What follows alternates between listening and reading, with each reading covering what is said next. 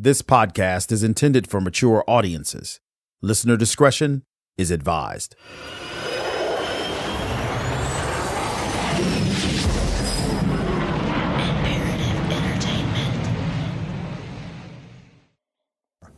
Apollo, Houston, I got two messages for you. Moscow is go for docking. Houston is go for docking. It's up to you guys. 1975 arrived, and tensions between the United States and the Soviet Union seemed to be thawing. The Apollo-Soyuz mission was hailed as a sign of a new era of peace and cooperation. It's taken us many years to open this door to useful cooperation in space between our two countries. And I'm confident that the day is not far off when space missions made possible by this first joint effort will be more or less commonplace. And may I say, in signing off, here's to a soft landing. High in Earth's orbit, modules from each side joined up, and astronauts and cosmonauts shook hands, signaling the promise of what lie ahead. What do you say, stretch your bullets? How's that? Our next meeting will be on the ground. With a final goodbye, the astronauts of Apollo and the cosmonauts of Soyuz ended their historic meeting in space. Despite this public display of cooperation, Moscow was privately making plans for a new wave of espionage, and they needed the best of the best to infiltrate enemy territory. Back home in Germany, Albrecht Dittrich was about to begin his own adventure. Moscow sent an agent to evaluate Albrecht and determine his path forward. I had a visitor come from the center, and Nikolai showed up with this guy from Moscow. And, we were talking, and he asked me, so how's your English? And I said, when I pulled a book off a shelf, and I said, I can read this. It was a novel. I can read this without a dictionary. And his eyes got bigger. Huh? It was about 9 months after I started studying. He says, oh, wait a minute. How about we're going to give you a tape recorder and you just say something, free form. Say something in English. The tape was sent back to Moscow, and soon after, Nikolai shared some exciting news with Albrecht. Nikolai says they want you in Moscow. They want to determine how good your English is. The trip to Moscow added yet another unknown to Albrecht's already uncertain future. But first, he would have to survive his flight. So that's when I got on a plane for the first time. Jeez, it was scary as hell. First of all, in those days, you dressed up when you got on a plane. You suit and tie. That plane, it was Aeroflot, was almost empty. There were maybe 7, I think there were 7 other guys next to me. They were all guys. Before we started, the pilot said, please all gather in the front. We need the weight in the front. Now that's a scary thing for somebody who flies for the first time. He said, oh my God. And as this thing takes off, these guys were drinking heavily and they were joking. And every time there was some, a plane makes a lot of noises. In flight and as it lifts off and the wheels are pulled back and it goes boom. And I was scared out of my mind. And I smoked one cigarette after another in those days. And you could smoke anywhere on a plane. It was, oh my God. In spite of all his fears, Albrecht arrived in Moscow for a short stay. I spent probably 2 days in Moscow. I met a bona fide American, a lady, who had the poor judgment to determine that she wanted to live in Moscow. Poor woman. I think there must have been a love affair with the Soviet military, KGB, whatever. She was married to a Russian. So I met her and a young lady who was introduced as a professor at Moscow University, also known as Lomonosov University, which was to a large extent a training ground for the KGB. She was KGB. We just talked, the three of us. And after about an hour, they disappeared. And I had some dinner with a couple of guys, and Sergei, who was going to be my handler, was there. And the next morning, they came back and they shared the result. Question was that the two ladies were asked, do you think he can learn English well enough to cover up his German accent? Can he get rid of his German accent to the extent possible so he can pretend to actually be an American? The answer by the professor was, well, first of all, no way would I ever allow him to go as an English person. That's too hard. But even American, he just doesn't have the right attitude yet. He's still like a citizen of East Germany. But the American in true form said, yeah, I think so. Why don't give it a try? Americans are not so uptight about things. Albrecht had passed yet another test, and he headed back to Germany, full of anticipation as to what might come next. Now it's clear that I would be moving to Moscow soon. And so Nikolai was aware of that. Maybe it was a month in between. I was now in a holding pattern. I wasn't going to West Germany anymore. I was going to get 2 more years of training. From Imperative Entertainment, I'm Alden Ehrenreich. This is The Agent. I was on a one-way street. I needed to go to the United States. She could not be allowed to interfere with that. There was no turning back. It was clear that I was going to become Henry Van Randel. Soviet troops were all over the place in Afghanistan today. Neither the American people nor I will support sending an Olympic team to Moscow. They were afraid that Ronald Reagan might want to accelerate the end of the world. To ignore the facts of history and the aggressive impulses of an evil empire, to simply call the arms race a giant misunderstanding. Mr. Gorbachev, tear down this wall. I created for myself an artificial dual personality. I had 2 of them. The spy job got in the way of my real job. I knew that the FBI would never find me. I had a dream one night. I think I need to look for him again.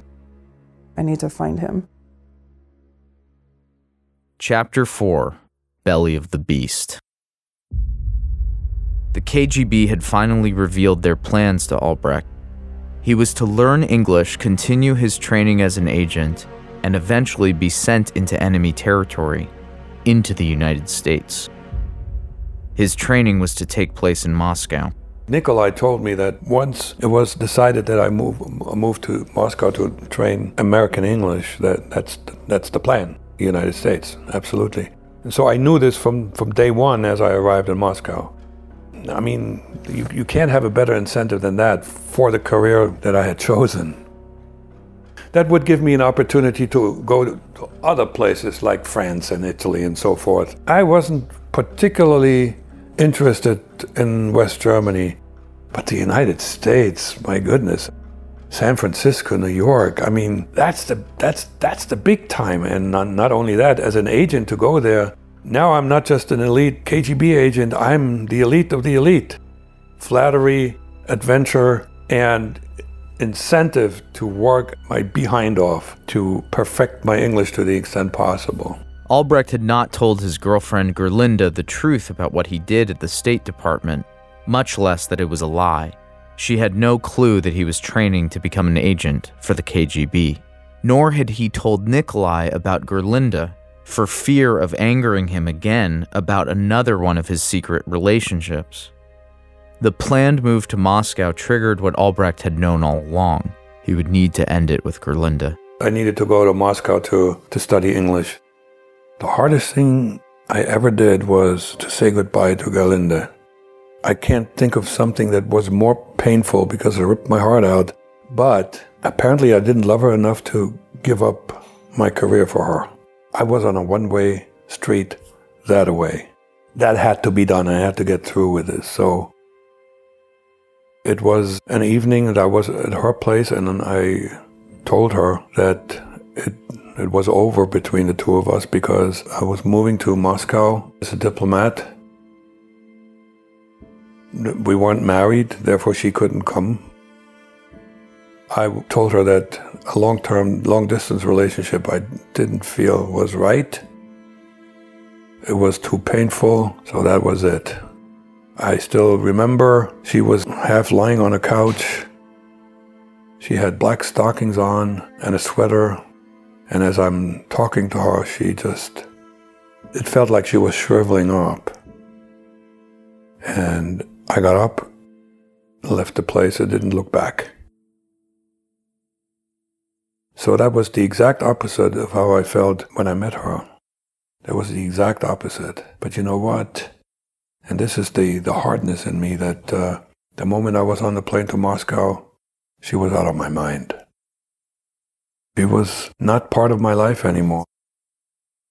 It's almost like ripping off that Band-Aid real fast and the pain is gone. It's not something one can be proud of, because it's unfeeling to an extreme, but it's still sort of the way the person I became from childhood on.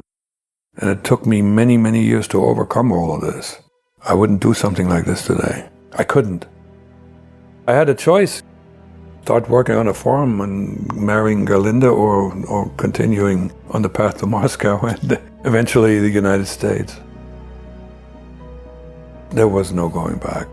One of the darkest chapters, if not the darkest chapter of my life.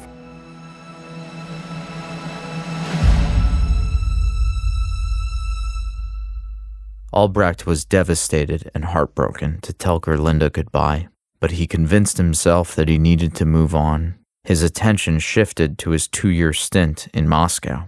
And it was the end of October when I actually then went to Moscow for sure, and my goodness, it was already negative Celsius temperatures. It was already ice cold.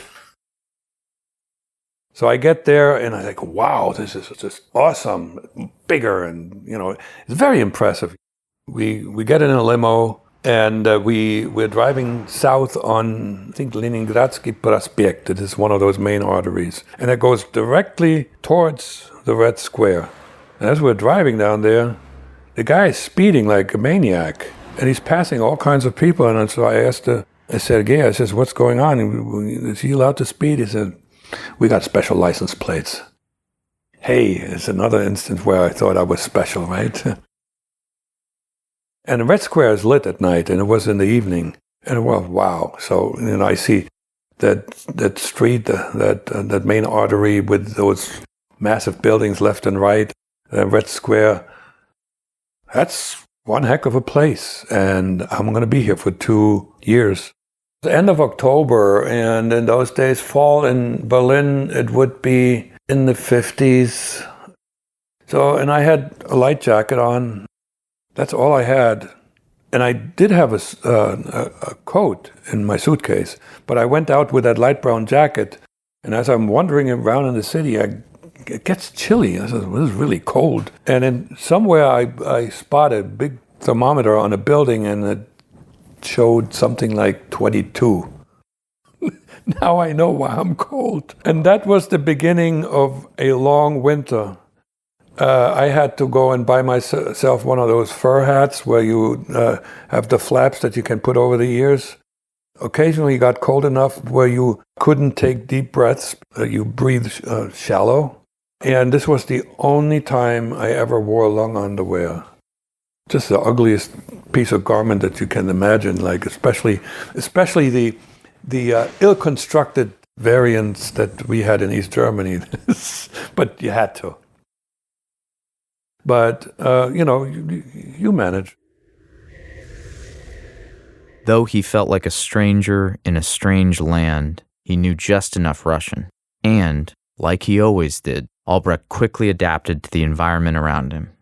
The first foreign language that we learned was mandatory Russian in school, starting in 6th grade. So we're talking about 6 years of school Russian and a little bit at university. So I knew how to read the Russian alphabet, the Cyrillic alphabet. That's number one. It's really important. And I knew a lot of words, so I was able to get around, find my way, even go to a restaurant and order some food, stumble through it. If my trainer didn't speak German or English, Sergei was always there to translate. Okay, I was not there to learn Russian. Period. Albrecht was often left to his own devices. He was lonely and looked for activities to help pass the time. There were only my instructors, me, and eventually, out of desperation, I started watching television. That's it. Lonely, alone. Since he spoke very little Russian, sports was one of the rare treats he watched on TV. Albrecht watched nearly every hockey game that was broadcast. Spartak Moscow was his favorite team. They represented the trade union and were led by superstar Alexander Yakashev. Henderson losing it to Shadron, a roller right in front, they score! Yakashev cutting right in front to make it 7-3. I started watching movies. And there were some old movies, and I still remember this one movie.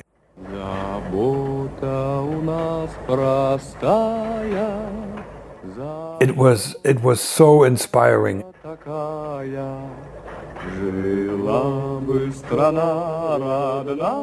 It was black and white. It took place in the revolutionary times. It was a young man who was a factory worker and how he got engaged in the revolution and he made his way, and it was very optimistic.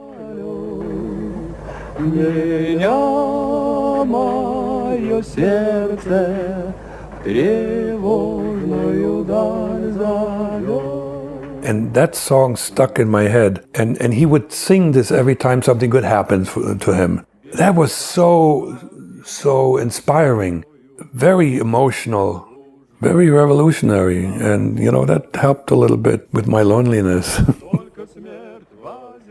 Without that enthusiasm, it would have been really hard for me to be all by myself in Moscow. There was no basketball team. There was no female companion. There was no friends. Had no social interaction because I didn't even speak the language. The goal that I had in mind kept me doing this and not complaining about it at all.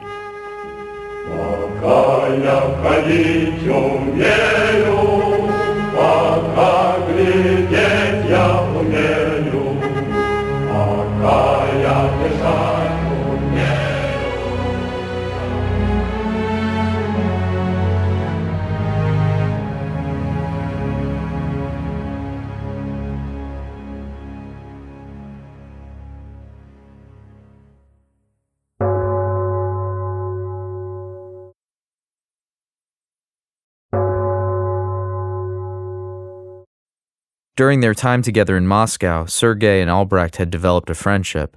Though he did not know anything about his new friend, Albrecht enjoyed the time they spent together. One day, Sergei showed up at Albrecht's apartment with a big surprise. They were going to visit Lenin's tomb. In those days, Lenin was still revered like you wouldn't believe. It's almost like Christians revere Jesus. That was the father of the revolution, the father of this country. I passed through the Red Square many times on my travels through the city, and there was always a long line. Always, no matter when. The line just wrapped around the block, and you didn't see the end of it. I don't know how long it took to get from the back to actually see Lenin, probably several hours. So then one day Sergei said, I managed to get us to see Vladimir Lenin, and we don't have to get online. The line was to the right of us, and he showed something, and the guard says, please, and you slowly walk into the mausoleum. The light was very dim, yellow, and there was old man Lenin lying in a glass case. And this was the most unimpressive event one could ever imagine. He looked like a wax figure. The skin was yellowish like parchment, lifeless. Lenin was a short guy, and, lying there, he didn't get any taller. You walked us slowly around, and you looked at him, and I walked out of there empty. I mean, I didn't lose my admiration for Lenin, but I thought it was like really sort of almost ghoulish to look at that dead revolutionary. This did not help me in increasing my fervor for the cause. It did not. To keep Albrecht entertained, Sergei periodically procured tickets to events that were only accessible to the privileged. Being part of the KGB, it seemed, was full of exclusive perks. You had to have connections. For the Bolshoi itself, as well as for performers from the West, you had to have connections to get in. At halftime, they had snacks, caviar and champagne. It was the elite that would be able to partake of those events. Two of those events featured Americans. One was a theater troupe performing Our Town. the idealized play about America and the American dream, an unusual choice for such a grand Russian theater house. A theater troupe came over, and the play was Our Town. And, well, of course, for me, since I was learning English, they thought it was a good idea, so they got me a ticket to Our Town. I went there by myself. This play is called Our Town. It is written by Thornton Wilder. Here I could finally benefit from my knowledge of English. It was great. I could understand everything that they were saying. Nice town, you know what I mean? Nobody very remarkable ever come out of it, so far as we know. Albrecht also saw the legendary country music star Roy Clark perform in person. Clark and an entourage of American artists were in Moscow as part of a cultural exchange between the two countries. Albrecht saw the appeal of America through these performances, but couldn't really know if this was the America he would experience in his expected future travels there. The Roy Clark event, it made sense. I was going to be an American, so I might as well get a flavor while I'm still in Moscow. A lot of young people in the audience, very enthusiastic. In those days, it was like anybody who came from the United States was immediately lionized. There was this suppressed yearning to learn about the world, not just the Soviet Union. There was more fluidity. Russians, if they had the means, could travel to the United States as tourists. Very few had the means. So anybody who came from the United States over was immediately a celebrity, even if they weren't performers.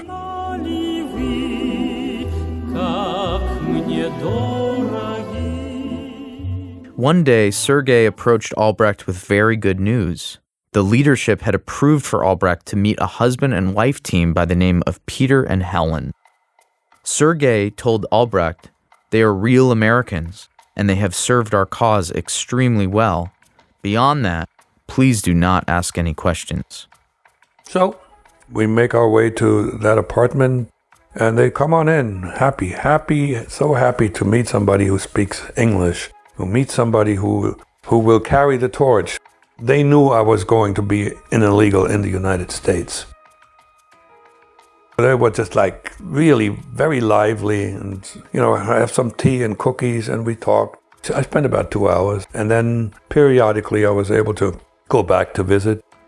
Many years later, Albrecht learned the truth about Peter and Helen. They were actually Morris and Lana Cohen, American citizens brought up in the United States, joined the Communist Party early on. Lana Cohen was introduced to me as Helen.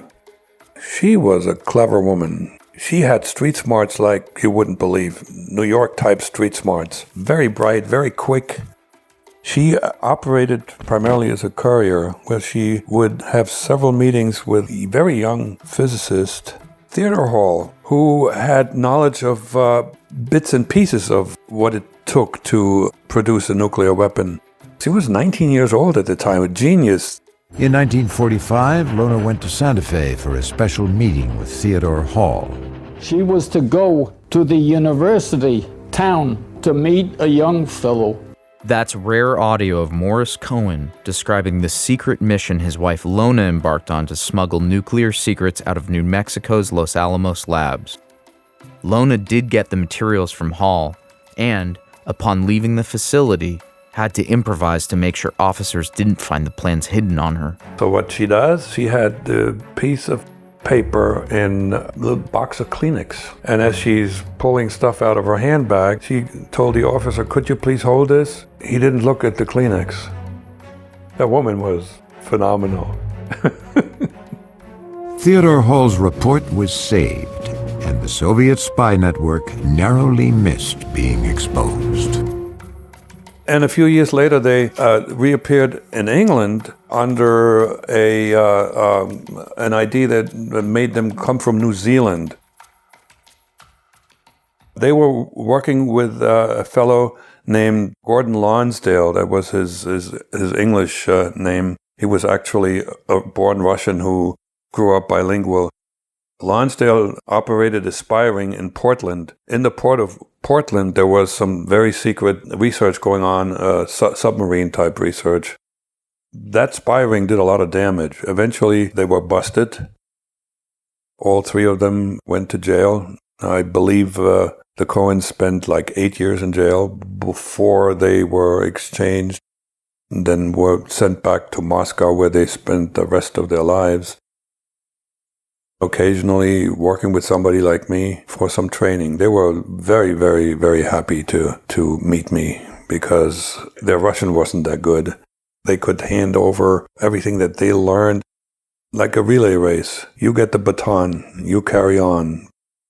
When I met them, they were still 100% convinced that the communist cause was the only one worth serving. They were taken care of. They had a really, really nice apartment right in the center of Moscow with the best furniture you could get in those days in the Soviet Union. Peter was the talkative one. He told me a lot of things, how he grew up and how he played football in college, and then they joined the party. They came back to the United States and then left the Communist Party and then started working with the KGB. They fundamentally operated as couriers. In those days, they had two-way communication through radio, through shortwaves. But in order to send something to Moscow, you needed to have a really powerful big antenna. Under the cover of being rare booksellers, they bought themselves a nice house in the suburbs and installed this massive antenna in the attic. And this is where they transmitted a lot of the materials back to Moscow. And, eventually they were caught. And Peter told me a lot about what it was like in jail. I really didn't know that I was dealing with two individuals who actually participated in changing history. If the Soviets had not gotten the atomic secret, if they had not gotten their own atomic weapon as early as they did, the whole post-war development might have changed quite a bit, because the Soviet Union was in many respects weak, economically, militarily. I mean, they had lost so many capable men. The nuclear weapons made them an instant superpower. I think they would have fallen apart much sooner without that weapon. Albrecht and Peter often took walks together around Moscow. We were wandering around and on his walks, and there was this building that looked empty and vacated, and I said to him, I wonder if they're going to iron ball this down. Wrecking ball. But I used it as a verb, iron ball it down. And we went back inside, and he blew up in my face. Are you crazy? You can't do that. You need to be very careful in how you use the language. He was exploding in my face. And the man from day one, as nice as he was and as childlike his behavior was, he also had an iron will. His psychological energy was vastly bigger than mine. When you get blasted by somebody like that, you want to go and, find yourself a rat hole to crawl into. Albrecht considered the price the couple had paid, spending 8 years in prison. He was reminded that he too could be caught and imprisoned while on his mission to America, but he also was reassured by the fact that the KGB did everything possible to get their agents back. I knew that there was considerable risk that I might wind up in jail, but I also had confidence that A, I wouldn't die, because I figured I was psychologically pretty strong myself, and B, they would get me out eventually, and then I would be a hero. As Albrecht got more and more familiar with Moscow and established a daily routine for himself, he started feeling more comfortable in his loneliness, until he received an unexpected message from his past. His mother wanted to come visit, and she would arrive in 2 weeks.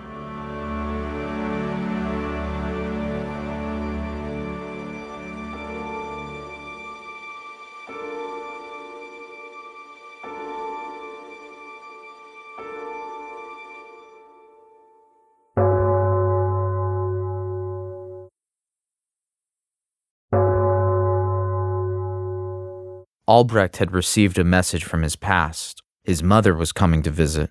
She could not be allowed to discover the true purpose of his work in Moscow. Albrecht and his handler, Sergei, devised a plan. So my cover story was, and it was still consistent because I went to Berlin telling her that I joined the Foreign Service, their Department of State, and when we moved to Moscow, the explanation was easier. I went with the East German embassy. That worked out pretty well, except this one day I get a letter that says, hey, we're going to come to Moscow. Me and she was remarried at the time. Panic!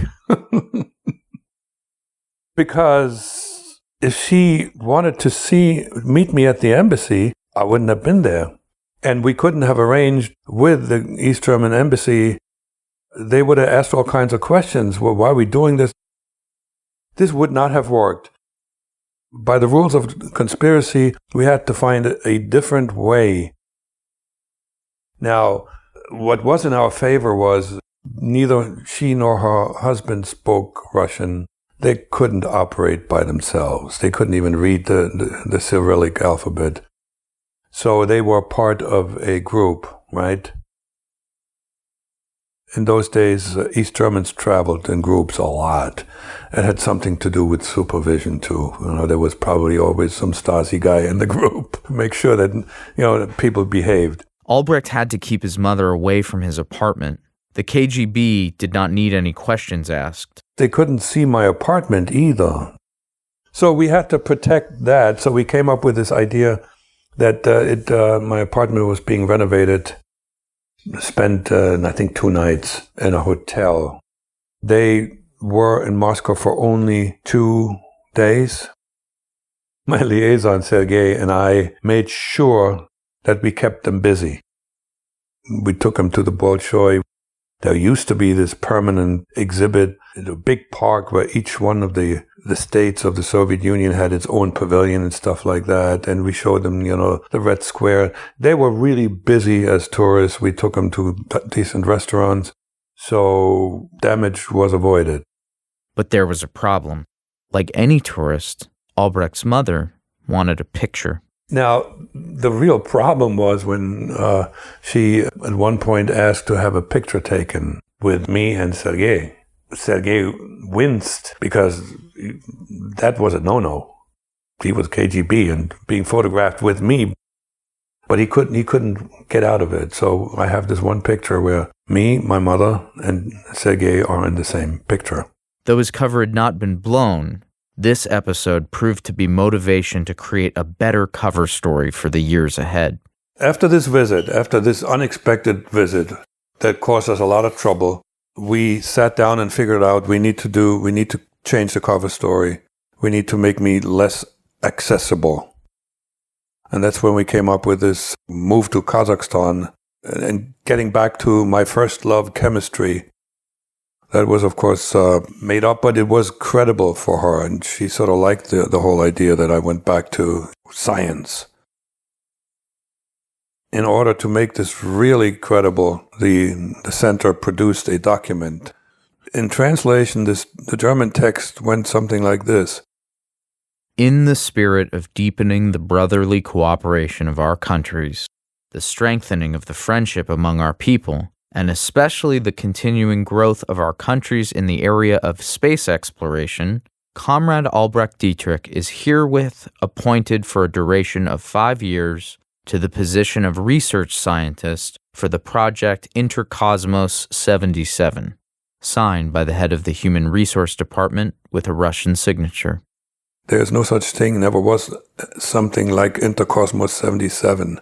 Now, in those days, it wasn't that easy to find out. There was no internet. It could have existed. How do you know it doesn't?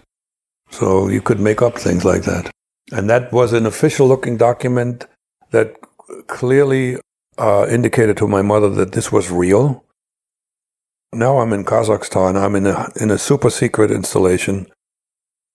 That area was known to be very secret, right? Where Russian space exploration took place. Training center. Here they are awarded their prizes and diplomas. The years will go by, and some of them... As a foreigner, you couldn't go anywhere near this place. And even as a Russian Soviet national, you had to have special permission. So it was highly, highly secret and well-guarded. Pad into space, into engineering, into science. So far... Telephones in those days, my mother didn't have a telephone, so I couldn't even call her. But I also made sure that she understood there was no outgoing phone calls allowed anyway. So the only way that we could communicate was via the mail. This is a very hard cutoff. She would continue to write letters to a post office box in Moscow, and I could write letters back. When Albrecht bade goodbye to his mother in Moscow, he had no idea this would be the last time they would see each other. The cover story had worked. Once again, Albrecht moved on. This is where my emotional coldness stepped in. I honestly didn't care. This may sound harsh, and it's not an excuse, but it is some explanation. We didn't have a loving relationship. We were emotionally never close. I appreciated all the things that she had done for me, and at one point, even when I was in college, I wrote her a letter, a thank you letter, saying, I really appreciate all the things that you've done for me, particularly when our father left the family, and she carried me and my brother. But that was intellectual, it wasn't emotional. So it's unfortunate that that bond between mother and son was one-sided.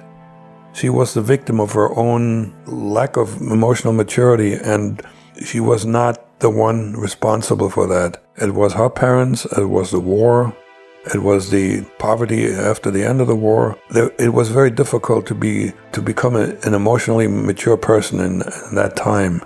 So we, in some respect, we were victimized by history and where we grew up. I was on a one-way street. I needed to go to the United States. She could not be allowed to interfere with that. There was no turning back.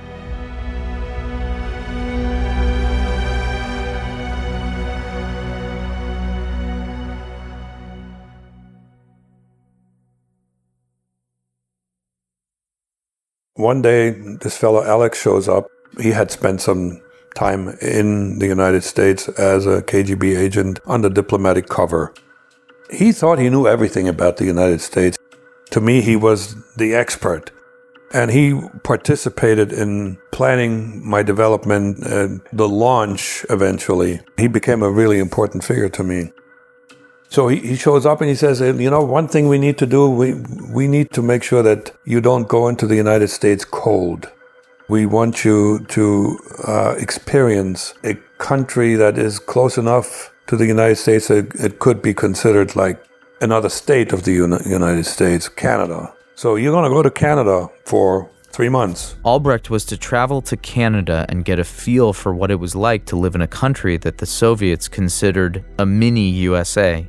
His main task, return from this mission with a birth certificate of a deceased American named Henry Van Randel. And also they wanted me to find 2 or 3 spots where dead drops could be executed. But the most important task, other than mingling with people and learning life in the West, right next to the United States, the most important task was to obtain the birth certificate of one Henry Van Randel. It was clear that I was going to become Henry Van Randel. They knew that this fellow died as a child. And this was very typical how the KGB stole identities. They would find young men or women who passed away like very early as children, and then find a way to get the birth certificate. And bingo, I was going to be Henry Van Randel. Next time on The Agent. The moment I got on the plane, I forgot all about her. I left her behind. I was going to morph into some other person. I created for myself an artificial dual personality.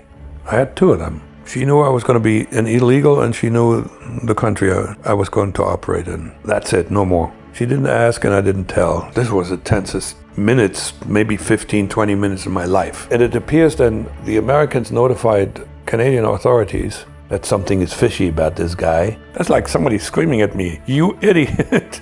They were chasing ghosts. They were chasing people who'd adopted the identities of babies, children who died in some cases, hiding the fact that you were really a Russian spy. So they really were ghosts. The Agent is a production of Imperative Entertainment in association with Windjoy and is created, written, produced, and edited by Jason Hoch. Narration by Alden Ehrenreich. Executive producers are Jason Hoch, Jack Barsky, and Alden Ehrenreich.